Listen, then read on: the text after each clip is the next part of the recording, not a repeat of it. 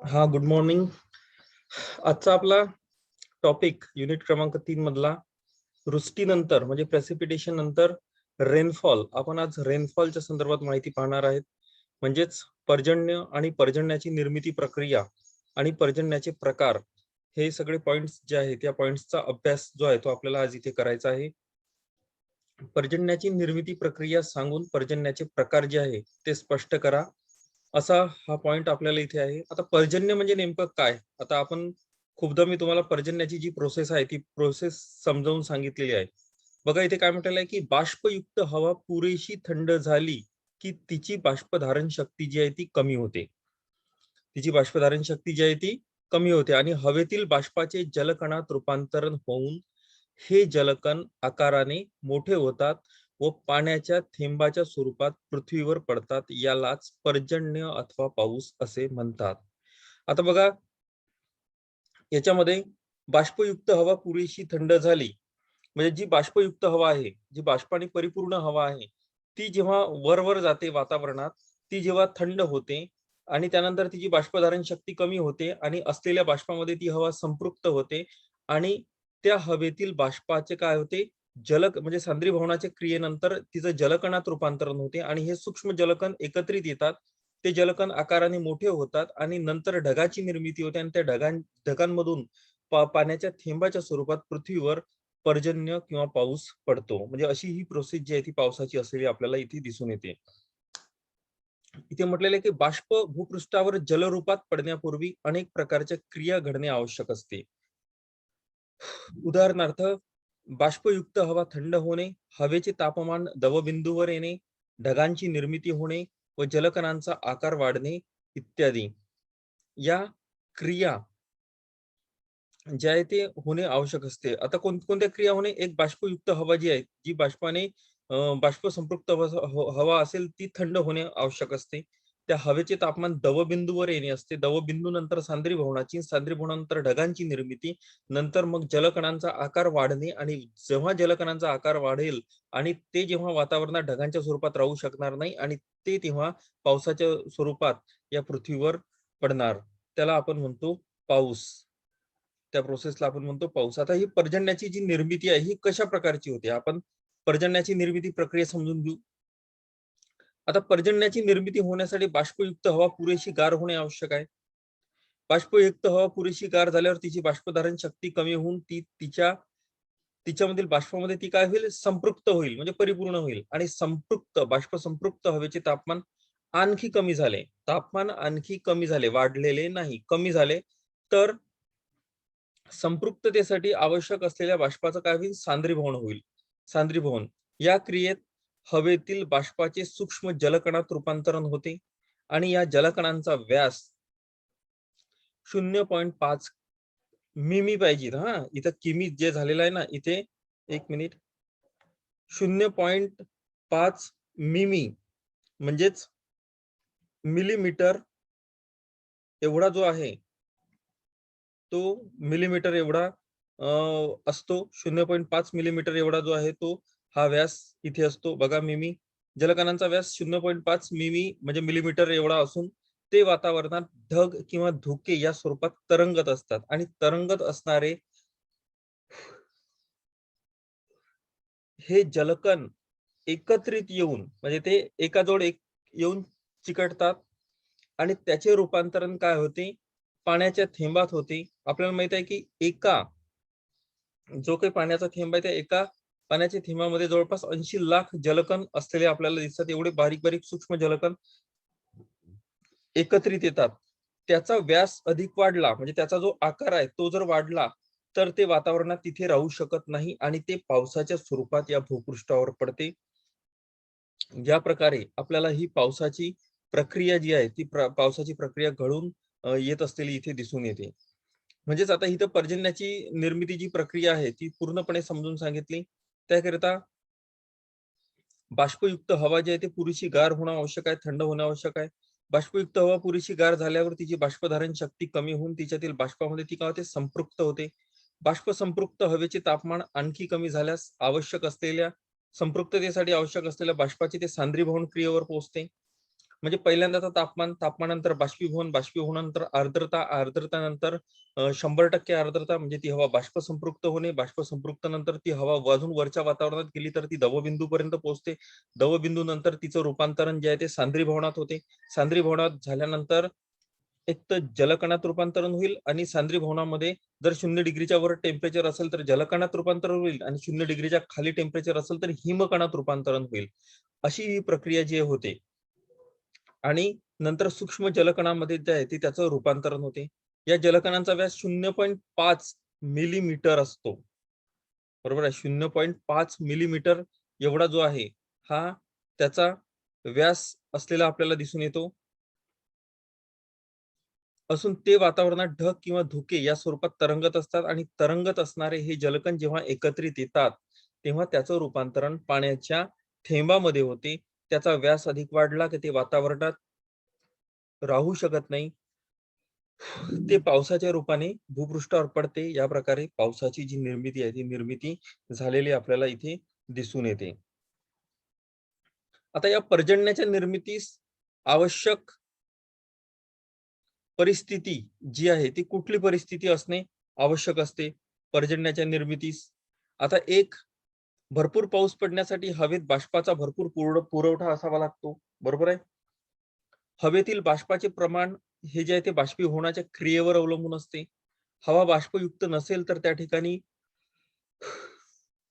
वाऱ्यामुळे दुसऱ्या प्रदेशातील बाष्पयुक्त हवा वाहून यावंच पाहिजे. बघा, पहिला पॉइंट काय म्हटलेला आहे की भरपूर पर्जन्य पडण्यासाठी कोणती क्रिया घडणे आवश्यक असते? एक म्हणजे पहिला म्हणजे भरपूर पाऊस पडण्यासाठी बाष्पाचा पुरवठा असणं आवश्यक असतं. ती जी हवा असेल त्या हवेमध्ये बाष्प असणे आवश्यक असते आणि हवेतील बाष्पाचे प्रमाण कशावर अवलंबून असते तर बाष्पीभवनाच्या क्रियेवर अवलंबून असते. हवा बाष्पयुक्त नसेल तर त्या ठिकाणी वाऱ्यामुळे दुसऱ्या प्रदेशातील बाष्पयुक्त हवा वाहून यावयास पाहिजे. तर त्या ठिकाणी पर्जन्य होईल, अन्यथा पाऊस होणार नाही. एक तर त्या हवेमध्ये बाष्पाचा मोठ्या प्रमाणात पुरवठा असावा किंवा त्या हवेतील बाष्पाचे प्रमाण हे जे आहे ते बाष्पीभवनाच्या क्रियेवर अवलंबून असल्याने हवा बाष्पयुक्त नसेल तर त्या ठिकाणी वाऱ्यामुळे दुसऱ्या प्रदेशातील बाष्पयुक्त हवा वाहून यावयास पाहिजे. दुसरा पॉइंट या ठिकाणी पावसाच्या निर्मितीस दुसरी आवश्यक परिस्थिती म्हणजे कोणती? तर बाष्पयुक्त हवेचे तापमान पुरेसे कमी झाले पाहिजे. बाष्पयुक्त हवेचे तापमान खाली दिलेल्या परिस्थितीत जे आहे ते कमी होऊ शकते. आता पावसाच्या निर्मितीस दुसरी आवश्यक परिस्थिती म्हणजे बाष्पयुक्त हवेचे तापमान पुरेसे कमी झाले पाहिजे. बाष्पयुक्त हवेचे तापमान खाली दिलेल्या परिस्थितीत जे आहे ते कमी होऊ शकते. आता ती परिस्थिती कोणती आहे? 3 पॉइंट आपल्याला इथे दिलेले आहेत. एक पहिला, भूपृष्ठाच्या सानिध्यात असलेली हवा तापली म्हणजे प्रसरण पावून ती काय होते? हलकी होते. ती वर जाऊ लागते. वर गेल्यावरही ती प्रसरण पावते, पुन्हा हलकी होते. तिचे तापमान आपोआप कमी होऊ शकते. तिचे तापमान काय होते? आपोआप कमी होते. दुसरा पॉइंट, बाष्पयुक्त हवा वाहत येत असताना तिच्या मार्गात पर्वतासारखा अडथळा असल्यास पर्वताच्या ज्या बाजूवर ती अडते त्या बाजूवरील जोराने ती वर ढकलल्या जाते. त्या बाजूवरून ती जोरानं वर ढकलल्या जाते. तिच्यावरील दाब जो आहे तो कमी होतो. ती प्रसरण पाहून तिचं तापमान सुद्धा कमी होते. तिसरा पॉइंट आहे की उष्ण बाष्पयुक्त हवा थंड आणि कोरड्या वायू राशीला येऊन मिळाल्यास थंड हवेच्या सानिध्याने तिचे तापमान पुरेसे कमी होते. उष्ण बाष्पयुक्त हवा थंड आणि कोरड्या वायू राशीला येऊन मिळाल्यास थंड हवेच्या सानिध्याने तिचे तापमान कमी होते. आता बघा, इथे आपण म्हटलेला हा दुसरा पॉइंट ब, पावसाच्या निर्मितीत दुसरी आवश्यक परिस्थिती म्हणजे बाष्पयुक्त हवेचे तापमान पुरेसे कमी झाले पाहिजे. म्हणजे जी बाष्पयुक्त हवा आहे तिचं तापमान कमी होऊन जेव्हा ती दवबिंदू नंतर सांद्री भवनाच्या क्रियेवर पोहोचेल त्यानंतर किंवा तिचं जलकणात रूपांतरण होईल. म्हणून इथं बाष्पयुक्त हवेचे तापमान पुरेसे कमी होण्याकरिता खालील परिस्थिती जी आहे ती जर झाली तर पावसाची निर्मिती होईल. एक पहिला पॉइंट जो म्हटलेला आहे की भूपृष्ठाच्या सानिध्यात असलेली हवा तापून प्रसरण होऊन ती हलकी होऊन वर गेली पाहिजे. वर गेल्यावरून ती प्रसरण पावते, तिचे तापमान आपोआप कमी होऊ शकते. दुसरं, बाष्पयुक्त हवा वाहत येत असताना तिच्या मार्गात पर्वतासारखा अडथळा असल्यास पर्वताच्या ज्या बाजूला ती अडते त्या बाजूवरील जोराने त्या बाजूवरून ती जोराने वर ढकलल्या जाते. तिच्यावरील दाब कमी झाल्याने ती प्रसरण पाहून तिचे तापमान सुद्धा कमी होते. तिचे तापमान सुद्धा त्या ठिकाणी कमी झालेलं आपल्याला दिसते. तिसरा पॉइंट, उष्ण बाष्पयुक्त हवा थंड आणि कोरड्या वायुराशीला येऊन मिळाल्यास, उष्ण बाष्पयुक्त हवा थंड आणि कोरड्या वायुराशीला येऊन मिळाल्यास थंड हवेच्या सानिध्याने तिचे तापमान पुरेसे कमी होते. उष्ण बाष्पयुक्त हवा थंड आणि कोरड्या वायुराशीला येऊन मिळाल्यास थंड हवेच्या सानिध्याने तिचे तापमान पुरेसे कमी होते. म्हणजे ही या सगळ्या प्रोसेस जर घडल्या तर पावसाची निर्मिती होऊ शकते. आता यानंतर आता ही झालं आपण पर्जन्याची निर्मितीस आवश्यक परिस्थिती कोणती असायला पाहिजे. त्याच्या आधी बघितलं आपण पर्जन्याची व्याख्या आपण बघितली, पर्जन्य कसा पडतो किंवा पर्जन्याची निर्मिती कशी होते, हे पॉइंट्स या ठिकाणी आपण आता बघितलेले आहेत. त्यानंतर इथे बाष्पयुक्त हवा ज्या पद्धतीने थंड होते त्यावरून पावसाचे किंवा पर्जन्याचे 3 प्रकार जे आहेत ते 3 प्रकार या ठिकाणी सांगितलेले आहेत.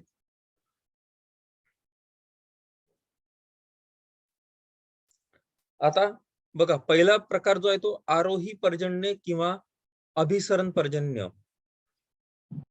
आरोही किंवा अभिसरण पर्जन्य हा पॉइंट या ठिकाणी आपल्याला सांगितलेला आहे. आता आरोही किंवा अभिसरण पर्जन्य हा पहिला पॉइंट.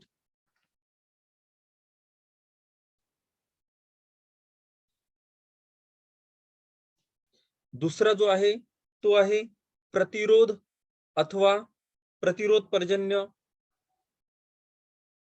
तिसरा जो पॉइंट आहे याला प्रतिरोध किंवा पर्वतीय पर्जन्य म्हणतात. तिसरा जो पॉइंट आहे तो आहे आवर्त पर्जन्य, सायक्लोनिक रेनफॉल.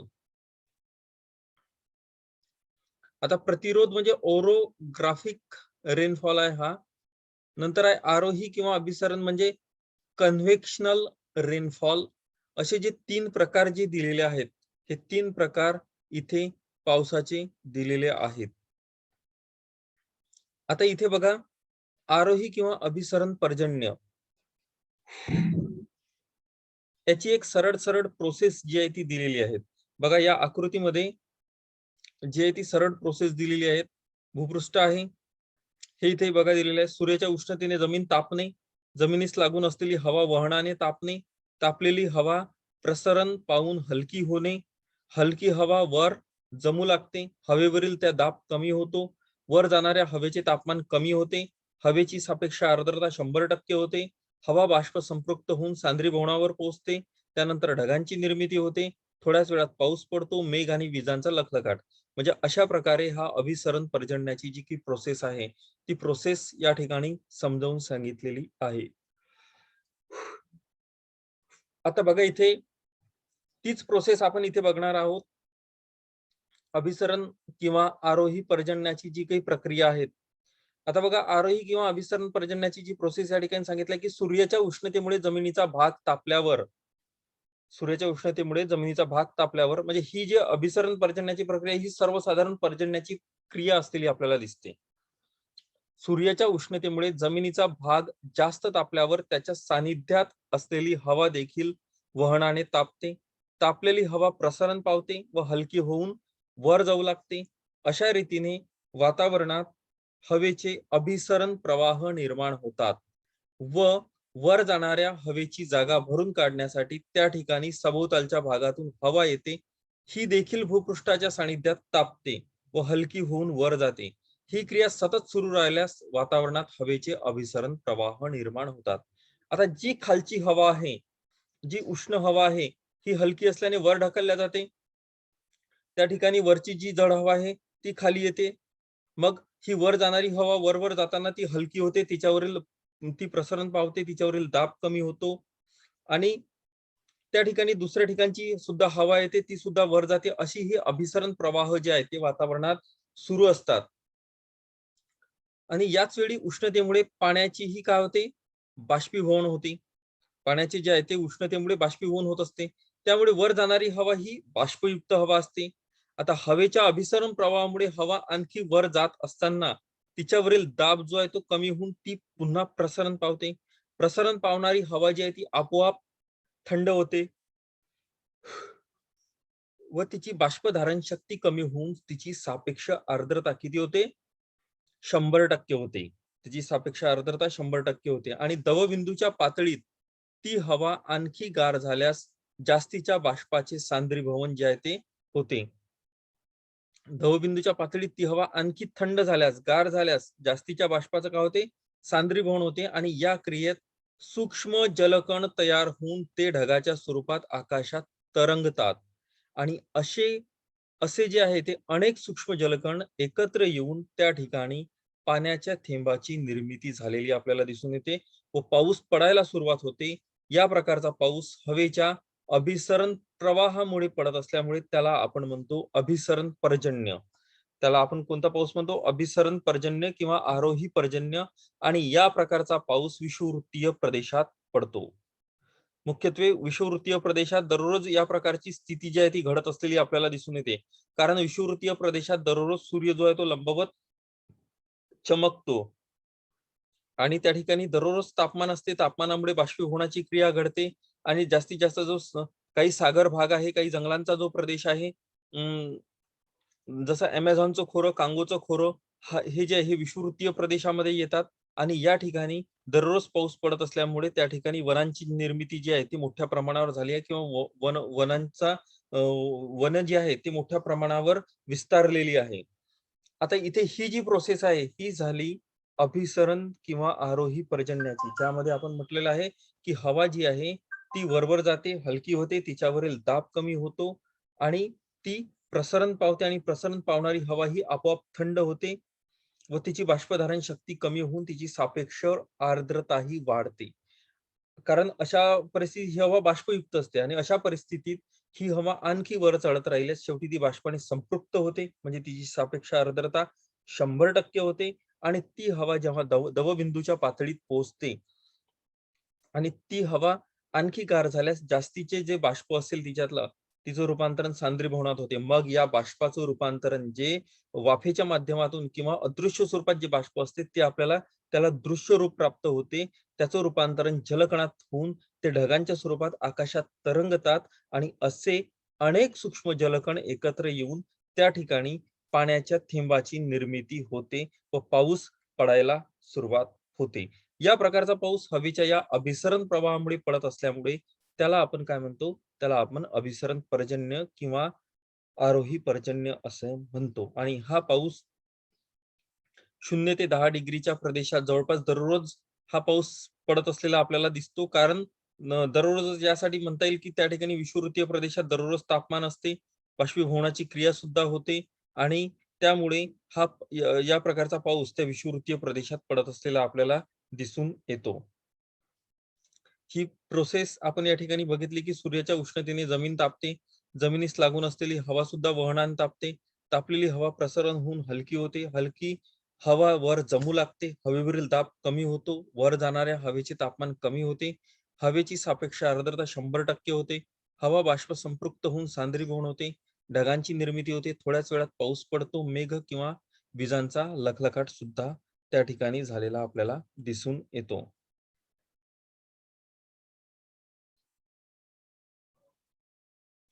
आता यानंतर आहे दुसरा आहे प्रतिरोध पर्जन्य. आता बाष्पयुक्त हवा वाहत येत असताना भूपृष्ठावरील पर्वतासारख्या एखाद्या उंचवट्याला ती अडते.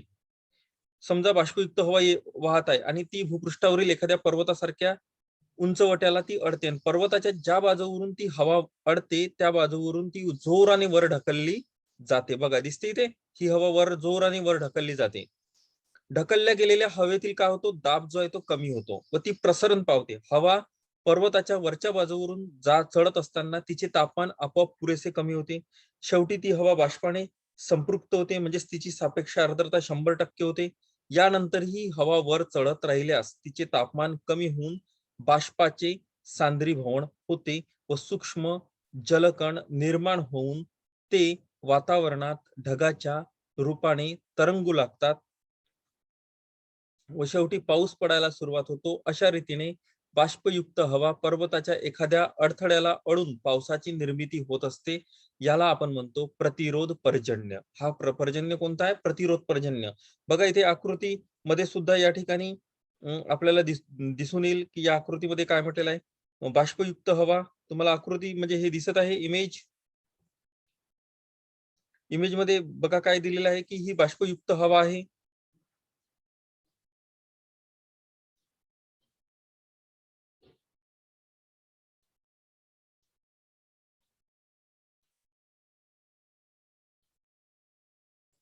बघा, ही या ठिकाणी बाष्पयुक्त हवा आहे.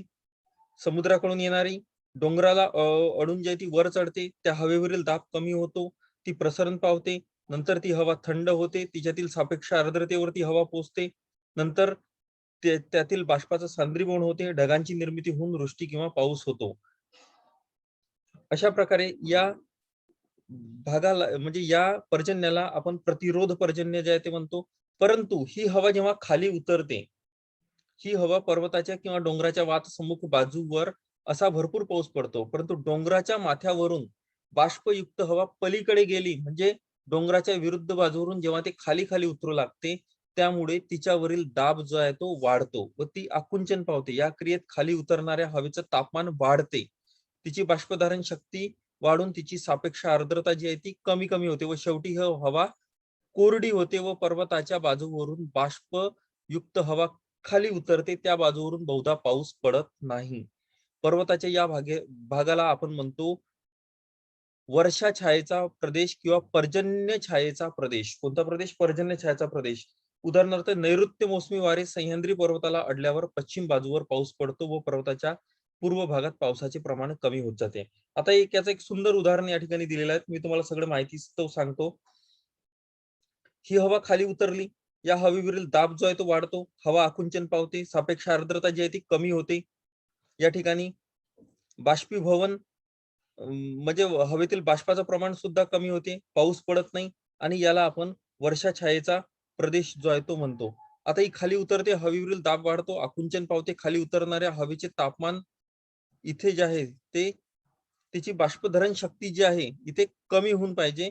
तिची सापेक्ष आर्द्रता जी आहे ती कमी कमी होत जाते. बाष्पधारण शक्ती जी आहे ती बाष्प संपून जाते आणि त्यातील सापेक्ष आर्द्रता कमी होते व ती हवा शेवटी कोरडी होते व पर्वताच्या बाजूवरून ती बाष्पयुक्त हवा खाली उतरताना त्या बाजूवर बहुधा पाऊस पडत नाही. तर पर्वताच्या त्या भागाला आपण पर्जन्य छायेचा प्रदेश किंवा वर्षा छायेचा प्रदेश जे आहे ते असं त्याला म्हणतो.